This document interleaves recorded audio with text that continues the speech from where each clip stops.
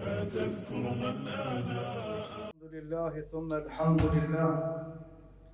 الحمد لله نحمده ونستعينه ونستغفره ونعوذ بالله من شرور أنفسنا ومن سيئات أعمالنا. إنه من يهده الله فلا مضل له ومن يضلله فلا هادي له. أشهد أن لا إله إلا الله وحده لا شريك له، وأشهد أن محمدا عبد الله ورسوله وصفيه من خلقه وخليله.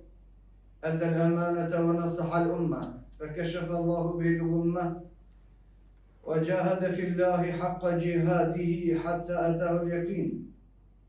فصلوات الله وسلامه عليه ومن تبعه بإحسان إلى يوم الدين.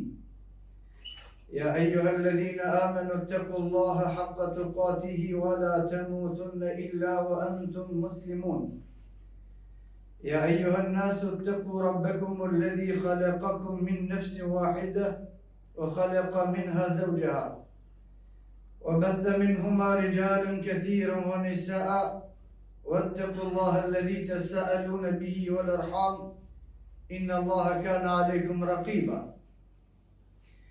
يا أيها الذين آمنوا اتقوا الله وقولوا قولا سديدا يصلح لكم أعمالكم ويغفر لكم ذنوبكم، ومن يطع الله ورسوله فقد فاز فوزا عظيما. أما بعد فإن أصدق الحديث كتاب الله، وخير الهدي هدي محمد صلى الله عليه وسلم، وشر الأمور محدثاتها وكل محدثة بدعة وكل بدعة ضلالة. Të ndershëm besimtar, falënderimi takon Allahut subhanahu wa taala. Mëshira Allah qoftë mbi pejgamberin ton Muhammedin sallallahu alaihi wasallam, i shokët e tij dhe mbi të gjithë muslimanët.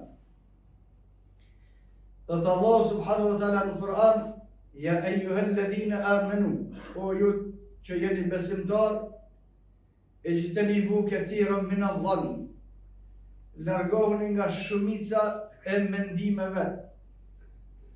Inne ba'da dhann ithm, për shkak se disa prej mendimeve janë gjuna. Wala tajassasu, dhe mos i gjërmonit të metat e njëri tjetrit.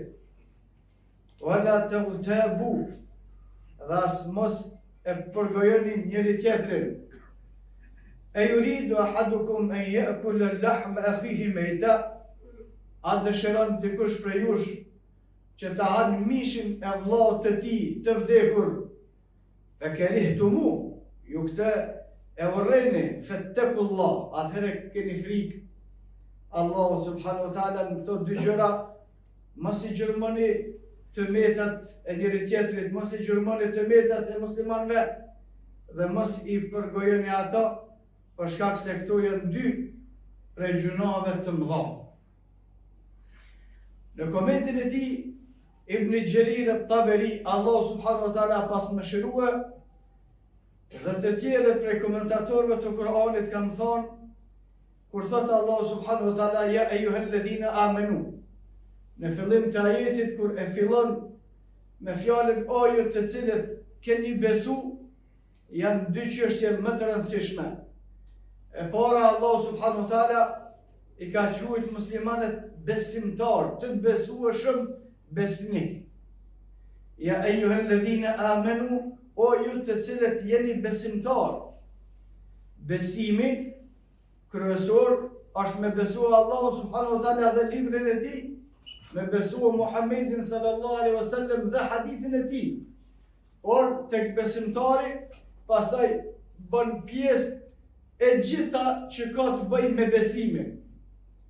Çka do që ka të bëjë me besimin, duhet në anën pozitive, duhet me qenë në besimtarin. Cilësi e besimtarit: e beson Allahun, Kur'anin, pejgamberin sallallahu alaihi wasallam, hadithin, dhe është besnik me muslimanët. Nëse është besimtar në Allah subhanahu wa taala. Çështja e dytë, u drejtohet Allah subhanahu wa taala besimtarëve: ya ayyuhalladhina amanu, është duke ju drejtuar vetëm një pjesë të njerëzimit. Nëse njerëzimi nuk janë të gjithë besimtarë, disa prej tyre janë ahlul kitab, e disa të tjerë janë mushrikin, dhe vetëm një pjesë të njerëzimit Allah subhanahu wa taala drejtohet me këtë fjalë, ja eyyuhalladhina amanu, o ju që jeni besimtarë. Me që u drejtohet Allah subhanahu wa taala vetëm besimtarëve në këtë ajet, komentatorët e Kur'anit kanë thonë gjithë se cili prej besimtarëve duhet me prit pas kësaj thirrje se Allah subhanahu wa taala do t'u thotë diçka të rëndësishme. Se të ka thirrë Allah, o ti besimtar, çka të ka thirrë? Allah nuk thirr kot. O besimtar, do të më kthy me ndëgju.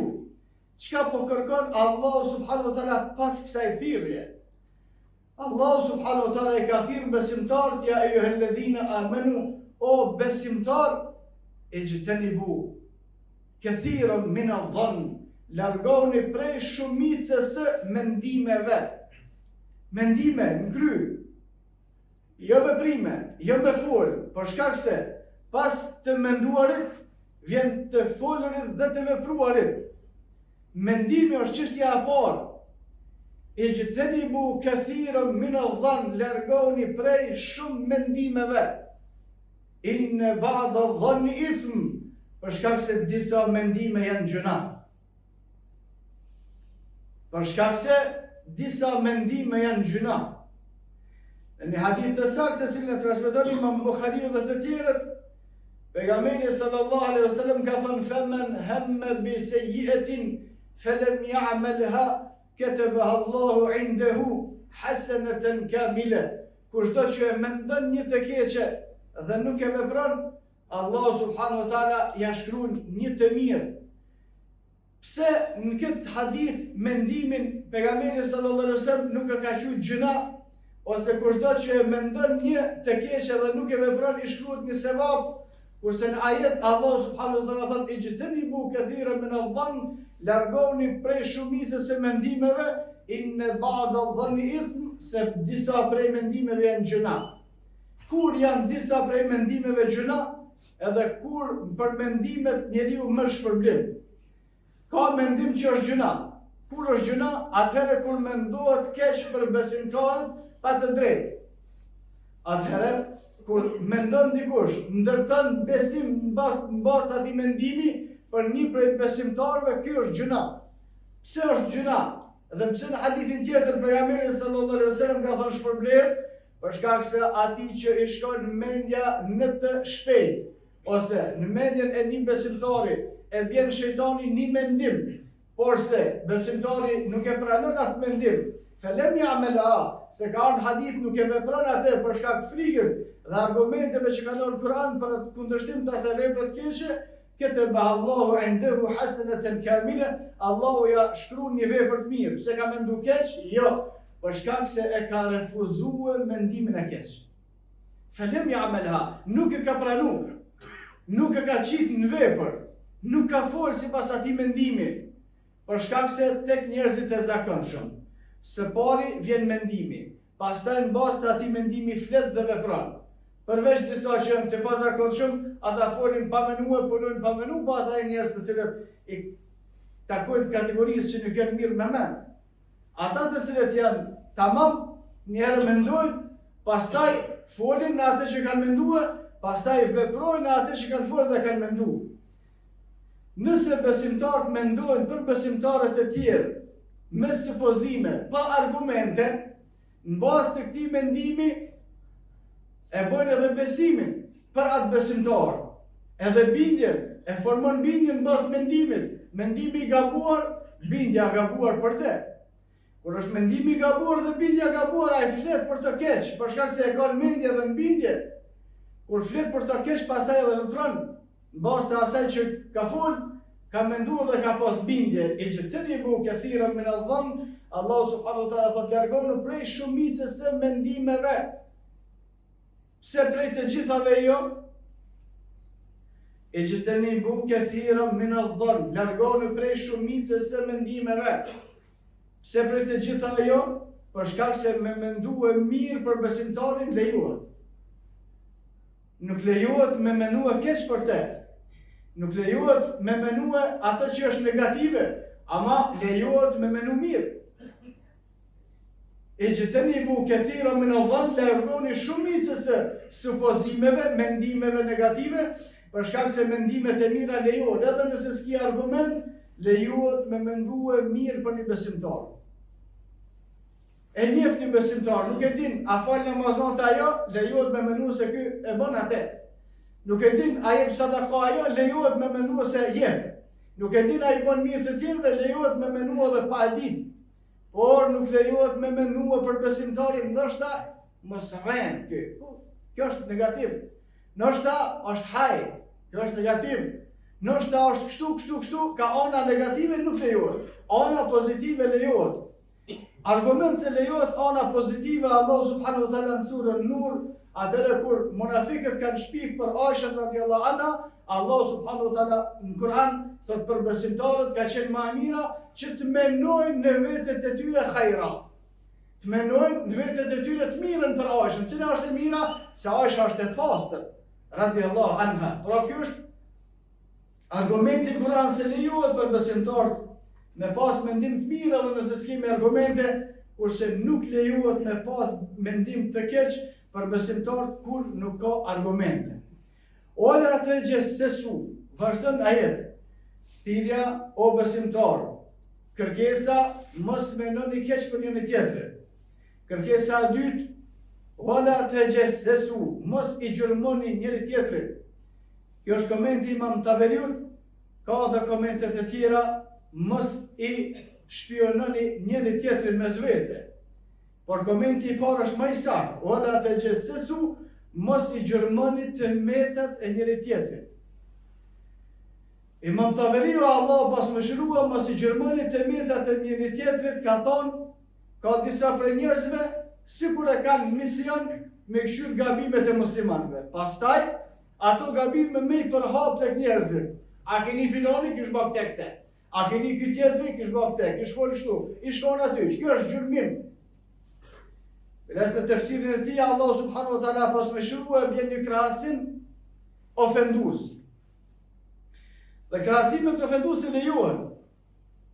Për shkak se Allah subhanahu wa taala në fund të ajetit thotë e yurid ahadukum an ya'kula lahmahu mayta. A dëshiron dikush për juve me hangër mishin e vllaut coft. Kjo është krahasim për ndalesë, për coftin. A don dikush për juve me hangër coftinën? Ibn Gjeriri kur ka komentuar në fjalën e Allah subhanahu wa taala wala tajassasu, mos i gjurmoni të metat e njëri tjetrit, ka thonë kjo është sikur zagari i cili gjurmon për ç'është është. Sa ç'është krahasim i ulët. Si zagar, me shku shka ka bëj, shka ka bëj ky. Në hadithin e saktë pejgamberi sallallahu alaihi wasallam kur ka tërheqë vërejtjen për mos me i gjurmua të metat e besimtarëve, për shkak se besimtarët i kanë të metat e tyre. Secili prej njerëzve ka gabime. Kullu ibn Adam khata'un wa khairul khata'in tawwabun. Pejgamberi sallallahu alaihi wasallam ka thënë çdo biri i Ademit është gabimtar. Gjithë secili prej neve ka gabime. A me që jetën atë të i lim gabimet e njëri tjetrit, a më këthyje me i këshyrë se cili prej neve gabimet e tona dhe me kërku falje të Allah subhanahu wa taala për gabimet e tona dhe gabimet e muslimanëve. Kështu i ka cilësua Allah subhanahu wa taala muslimanët në Kur'an. Alladhina yaqulun, janë ata të cilët thonë, Rabbana ighfir lana, falna o Zot gjunat e tona, o li ikhwanina, edhe falë gjunat e vllaznive tonë.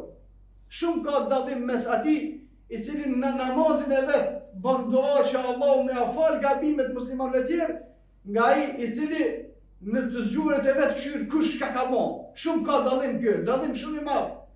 Ka një besimtar që i kërkon falje Allahut për gabimet e veta, edhe thotë o Allah falja gabimet e gjithë muslimanëve. Një besimtar tjetër as për të vetat nuk li falje, edhe këshyr kush ka gabime me a publikue. Wala tajassasu, mos e bëni këtë, thotë Allahu subhanahu wa taala. Wala yaghtab ba'dukum ba'da, as mos i përgojoni njëri tjetrin, nga se përgojimi njëri tjetrit në hadithet të shumta është i barabartë me gjunat të Allah subhanahu wa taala, sikur me pas hangër mishin e ngordhur. Në këtë rast mishin e vdekur të muslimanit. mishi I njeriut nuk hahet edhe sikur të jetë I pastër, I mirë. Nëse ai që hahet është mishi I kafshëve të cilat Allah subhanahu wa taala e ka përmend në Kur'an, por mishi I kafshëve të lejuara të hahen normal nuk lejohet me hamur kur ato kanë cufë.